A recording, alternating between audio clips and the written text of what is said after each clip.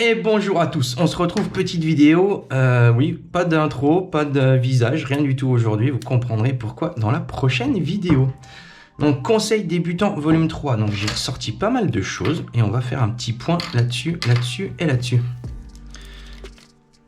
Alors, déjà on va parler de tous ceux qui utilisent les aiguilles standards traditionnelles. Je vais vous donner 2-3 tips parce qu'il y a quand même pas mal de lacunes à droite à gauche. D'accord. Déjà, votre aiguille, quand l'aiguille est en bas, le faisceau, quand il est en bas de la tige, on met le gros met ici. D'accord? Le gros met, il est un peu sec là. Allez, rentre. Enfin bref. Le gros met ici.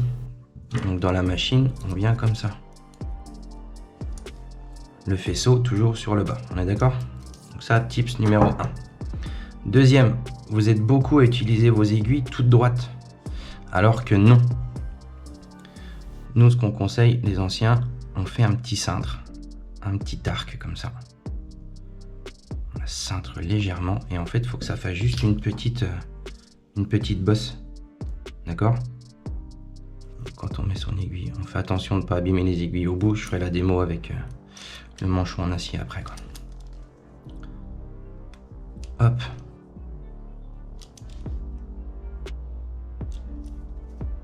Ce qui va se passer quand vous allez avoir votre cintre, quand vous allez mettre votre élastique, en fait, votre élastique, il va venir appuyer et il va mettre votre aiguille droite. Là, pour la démo, je me retrouve à court d'élastique, donc j'en ai qu'un. Nous, on conseille d'en mettre 2. D'accord? On évite de faire des plis dans l'élastique. On les monte comme il faut. Donc, vous les mettez les deux l'un au-dessus de l'autre avec quelques millimètres d'espace et ça ira très bien et ça va venir appuyer sur votre aiguille et la mettre droite dans votre buse, tout simplement. Donc ça, c'est la méthode traditionnelle pour faire le cintrage de l'aiguille. Donc je la décintre. Donc le cintre traditionnel, donc petite forme d'arc. Après, il y a une méthode un peu plus, un peu moins connue. C'est celle-là, on plie juste le bout. D'accord? Donc ça, c'est les Américains qui font ça et ça marche très très bien aussi. Donc là, pareil. Oui, c'est pas conventionnel comme pliage, je sais. Mais ça marche bien.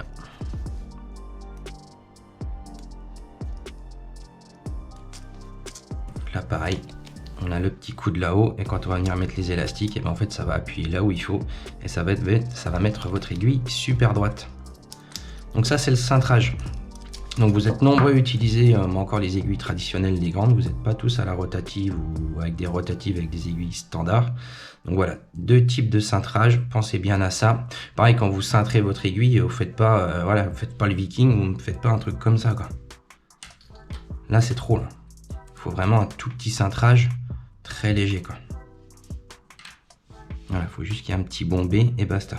Les élastiques vont venir appuyer ici et ça va mettre l'aiguille bien droite. La plupart des gens utilisent des tubes comme ça, donc le tube il est plein, donc vous ne pouvez pas accrocher votre aiguille dedans. Donc il suffit de la faire glisser et après ça rentre tout seul. On ne peut pas accrocher les aiguilles dans la canule. Donc ça c'est très bien. Par contre, ceux qui utilisent encore des manchons, donc ça c'est un manchon en acier, ok.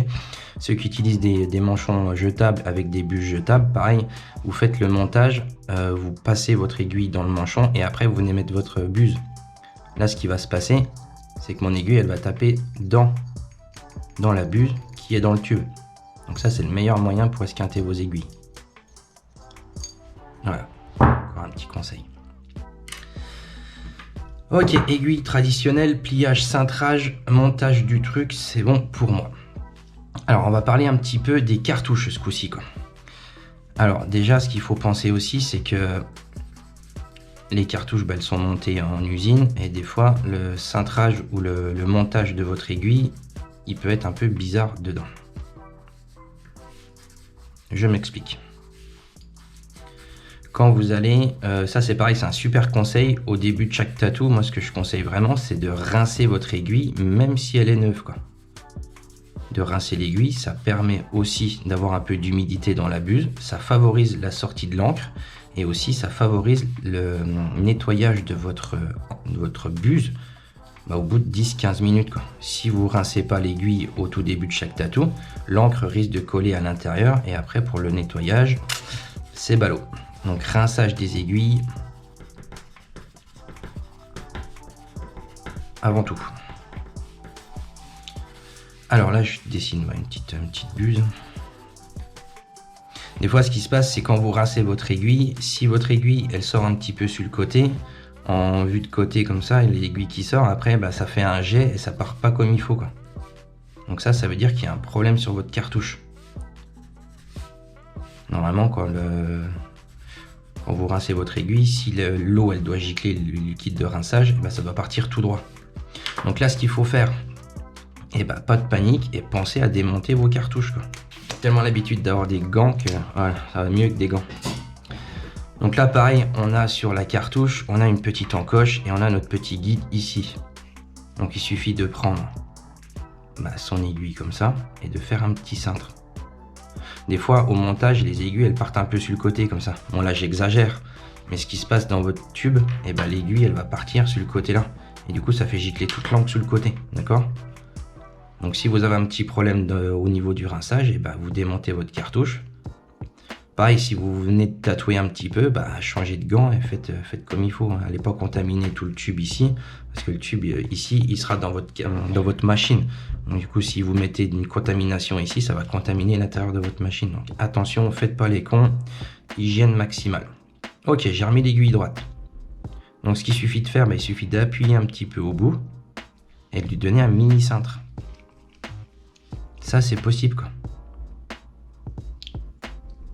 On la remet en place et là, l'aiguille, elle fait quoi? Elle sort bien au milieu. Elle a ce petit arc qui va bien et les aiguilles sortent super droites. Je sais pas si vous allez voir comme il faut. Et là, on a un guide qui est parfait. Idem pour tout ce qui est Magnum. Là, j'ai une petite quadrant, donc pareil, même système d'encoche avec le guide. Des fois, les aiguilles, elles sortent... Hop, hop, hop, hop. Donc là, on a l'aiguille qui passe dedans. Et des fois, le faisceau, il fait ça. Il remonte un peu. Donc des fois, de le cintrer un petit peu, on a les aiguilles qui sortent mieux, quoi. Donc là, pareil. On prend son petit repère, on aligne bien. Et on vient cintrer un tout petit peu ici. Juste pour donner une petite courbe. Pareil pour les magnums à double rangée. Les magnums traditionnels ou même les soft edge. Pensez à un truc, c'est qu'il y a un certain écart. Donc des fois, de venir un petit peu écraser au bout comme ça. Attention de ne pas accrocher les aiguilles en revenant avec vos doigts. Et on peut serrer un tout petit peu plus son faisceau. Là, à l'heure d'aujourd'hui, les soudures, elles sont tellement loin sur les aiguilles qu'on peut se permettre cette petite manip pour avoir un faisceau plus serré au bout. D'ailleurs, il y a un trou dans le gant. Donc là, pareil, petit cintrage. On voit que l'aiguille, elle a sa petite courbe. Faites attention quand vous remettez les aiguilles dans sa cartouche. On remboîte. Et là, ce qu'on va voir, les aiguilles, elles sortent parfaitement bien au bout. Donc voilà, petit tips rapide, petit conseil Evo Tattoo pour les cartouches. Le rinçage, pensez bien à regarder comment sort votre aiguille. Bon, les émalas, elles tiennent bien. Enfin bref. Tiens, c'est accroché. Ouais, voilà, petit conseil débutant volume 3. Cintrage, rinçage d'aiguilles, pensez à courber vos aiguilles s'il faut. Regardez bien au début, à l'œilleton déjà vos aiguilles, voir comment elles sont au bout, voir comment elles sortent. Voilà, c'est des petits contrôles à faire. N'ayez pas peur de démonter vos cartouches et d'analyser vos outils. À bientôt.